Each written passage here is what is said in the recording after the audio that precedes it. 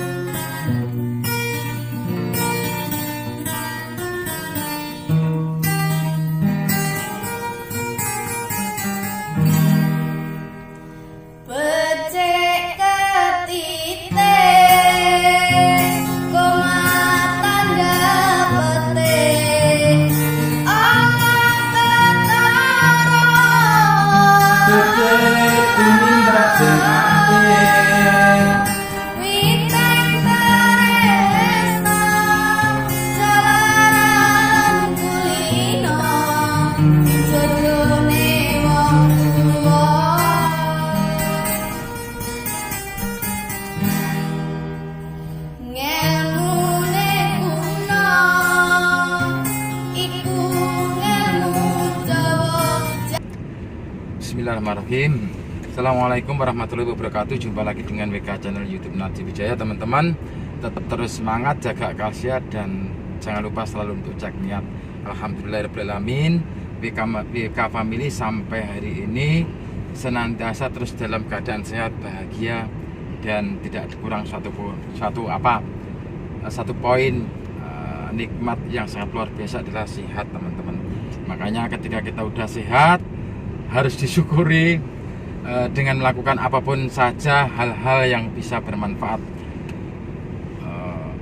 Salah satu ciri khas saya flashback ya ke proses perjalanan saya 30-40 tahun yang silam, menjadi karakter yang masih terus mendasar dan saya ingat-ingat masih sangat kuat sampai sekarang adalah saya itu dari kecil memang tumbuh dengan berbagai macam intimidasi, tekanan, bulian, dan berbagai macam penempaan karakter yang pada saat itu benar-benar membuat saya merasa rendah hati, merasa nggak pede sama sekali. Meskipun jauh di dalam dasar pemikiran saya waktu itu saya berontak, saya tidak puas dengan keadaan itu. Kenapa saya nggak boleh itu? Kenapa saya nggak bisa begini? Kenapa saya mau seperti yang lain kok nggak bisa? Tapi waktu itu ya karena nalar logika berpikir belum sampai seperti sekarang, ya tetap tersimpan, tetap terpendam. Dan yang masih membekas sampai sekarang itu adalah keingintahuan, teman-teman. Saya itu orangnya dari dulu kalau semangat saya lupa lah apakah dari kecil semangat, tapi yang jelas titik balik pemberontakan yang sangat luar biasa dari dalam diri saya itu ketika medio tahun 1989, begitu saya nggak bisa melanjutkan sekolah ke bangku jenjang pendidikan tingkat menengah atas lah, SMA.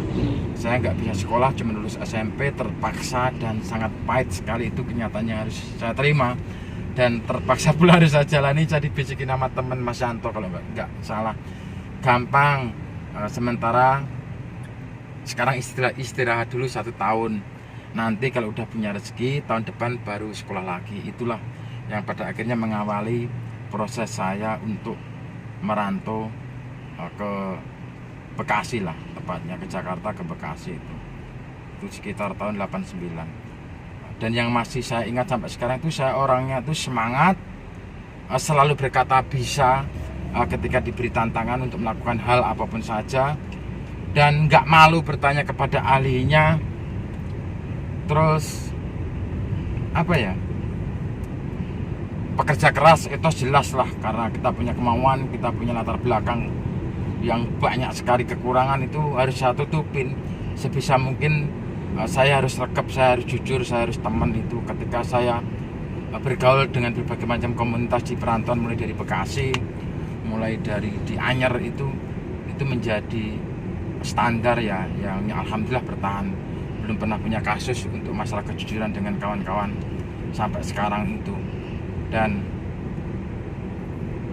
rata-rata tingkat hubungan emosional tuh dari sebatas teman di perantauan, kenal cuma sebatas say hello, sharing, dan lain-lain sebagainya, sampai sekarang tuh terjalin hubungan kekeluargaan yang sangat kuat, teman-teman. Itu Kalau bicara masalah etos usaha, bagaimana memulai sebuah usaha, wirausaha dan lain sebagainya tuh, saya tadi kebetulan ketemu dengan sales pengiriman roti itu, jadi ingat ya flashback ke perantauan. Kalau kita bicara di daerah Ngawi lah pada umumnya, Jawa Timur, Solo, apalagi Jogja tuh bicara usaha ya masih perfect lah, masih ideal. Kalau bicara usaha toko ya kita buka tempat warung yang harus ada desainnya warung meskipun kecil dan lain sebagainya. Padahal itu tidak berlaku untuk di beberapa wilayah, dan teknis teori seperti itu tidak mutlak teman-teman. Kalau kita lihat saya flashback waktu saya di Banten itu, namanya sebuah usaha itu nggak ideal banget di dapur, memaksimalkan dapur, barang dagangan cuma dicantol-cantelin di dinding lah, mending tembok lah, dinding masih bambu, itu sangat tidak ideal. Tapi ya berjalan karena memang budaya, kultur, tradisinya daerahnya seperti itu. Kalau kita lihat di daerah Ngawi itu masih di Blanglor ya agak kedalaman tuh, bicara warung usaha itu nggak perfect, nggak ideal. Masih memaksimalkan dapur, kadang rumah beranda depan itu ya formal kayak teknik. Kalau kita bicara warung kopi itu cuman semua dagangan itu tersedia.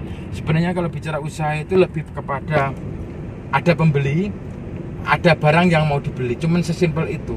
Kalaupun teknis pada akhirnya berkembang menjadi tradisional, semi tradisional, semi modern, pada akhirnya menjadi modern murni, atau mau tekniknya retail, semi grosir ataupun grosir, itu sebenarnya cuman kembangan lah, improve lah, istilahnya kreativitas aja. Tapi kalau kita turunkan dengan kemampuan, dengan kapasitas, dengan modal, dengan aset potensi yang kita miliki, sebenarnya semua teori itu menjadi tidak terpakai lagi. Tetapi sekali lagi teman-teman, yang kelihatannya sangat sederhana dan sangat simpel ini hanya bisa dikatakan dan bisa diceritakan kepada teman-teman yang sudah melalui, yang sudah melampaui, otomatis sudah menjalani. Kalau belum pernah usaha sama sekali ya, hal yang sederhana yang sangat mudah itu ya tetap sulit, tetap nggak mudah, tetap butuh proses waktu yang pada akhirnya sangat ditentukan oleh niat, kesadaran, dan kemauan yang kuat untuk merubah mindset cara berpikir dengan aplikasi dan realitas yang bisa dijalani dari apapun saja yang ada di sekitar kita. Pada akhirnya kita nggak bisa mendesain lah, mau saya sekarang seperti ini, jalan ini, punya kendaraan seperti ini, punya usaha, itu juga nggak bisa datang begitu saja semisal labim abrak-adabrak. Ketika saya masih proses usaha keliling kampung ke kampung, dari desa ke desa, saya ingat sekali lah waktu mau jualan ke Pasauran di Anyer Banten sana. Ketika itu mau ke kampung, ngampung, mau nagih sekaligus jualan, sampai di tengah jalan hujan. Saya berhenti di sebuah gubuk. Itu kan biasa kebiasaan dari saya dulu kan nulis buku tagihan, buku tangan itu kan selalu belakangnya banyak tulisan saya. Unek-unek saya itu yang nggak bisa kesampaian, saya tulis. Saya ingat, ya Allah, kayak kapan saya itu punya usaha yang sifatnya uang itu datang sendiri, nggak harus saya jemput ke pelanggan. Kalau musim hujan kayak gini kan susah. Tetapi kesadaran saat itu, bukan saya nggak mensyukuri nasib ya, bukan saya nggak mensyukuri keadaan saat itu, tapi cuman nggak puas aja, yang pada akhirnya terwujud ketika saya pulang kampung di tahun 2009, mendirikan WK sampai sekarang teman-teman. Mudah-mudahan berbagi cerita kisah ini, kalau ada inspiratif lah, yang membangun semangat positif, kreatif, diambil. Kalau enggak pun dibuang, enggak masalah. Ini cuma curcol, sharing, curhat. Kita kebetulan sambil perjalanan ke stasiun barat. Tetap teman-teman dimanapun berada selalu sehat dan selalu bahagia. Jangan lupa pokoknya tetap terus berusaha, ikhtiar, dan berdoa. Saya nggak tahu yang bisa merubah hidup kita itu apakah benar garis tangan Tuhan, wahyu, atau memang determinasi kita. Itu tidak untuk kita perdebatkan. Yang terpenting adalah apa yang bisa kita lakukan hari ini, meskipun kecil, meskipun sedikit, meskipun belum besar, tapi dengan tekad, niat, dan kemauan, semangat untuk terus berkembang. Tetap jaga akal sehat dan terus jaga niat. Salam. Assalamualaikum warahmatullahi wabarakatuh.